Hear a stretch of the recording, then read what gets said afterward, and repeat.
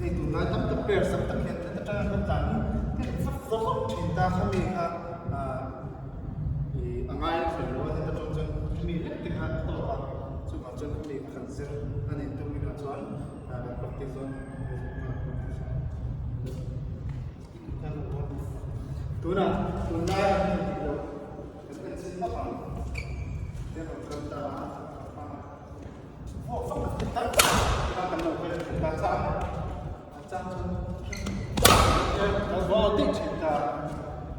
Chuan, sudah cakap ayat ini kita cakap Chuan. Kita Chuan telefon sakhi, kita kepo cross kita, kepo kita cross ni kita, jangan kita boleh dia, jangan awak nak sekarang kita fakir kita boleh kita Chuan tu. Adam tu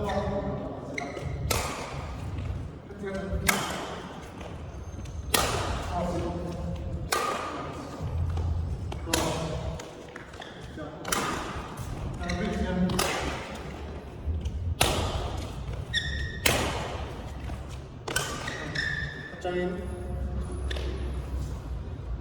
makan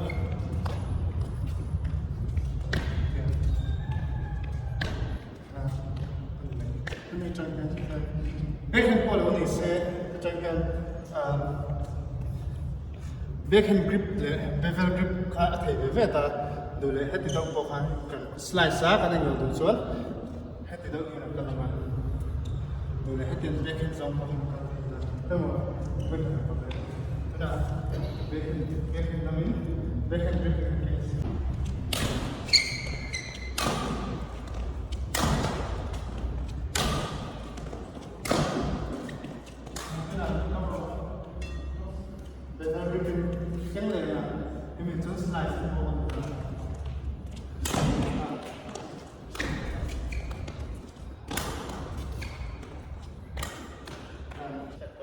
Tiên thì dòng po hiền thị ta để ta tập khá po thầy á hay backhand grip pa ngày khan thì ta chuan bevel grip chú hay mình sai ta hiền sai anh lo hiền chang chuan hết ta trăng hai hết ta slice nan te po ta ni chuan hết ta mà chuan rồi jump ta thì khăn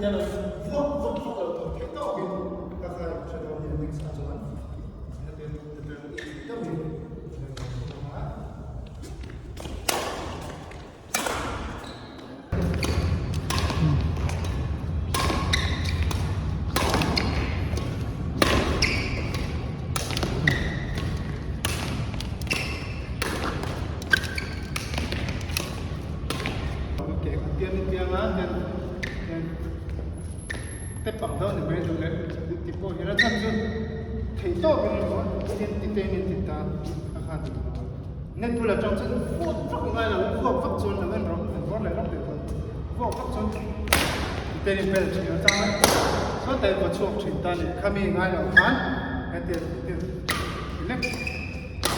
left hand seven left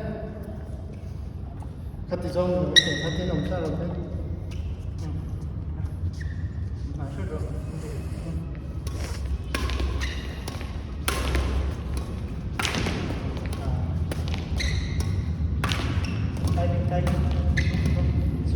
Đấy ta cái này là rồi tiền là cái tiền là chút thì tiền là khá hết từ do tiền từ đấy nó tăng nhiều tiền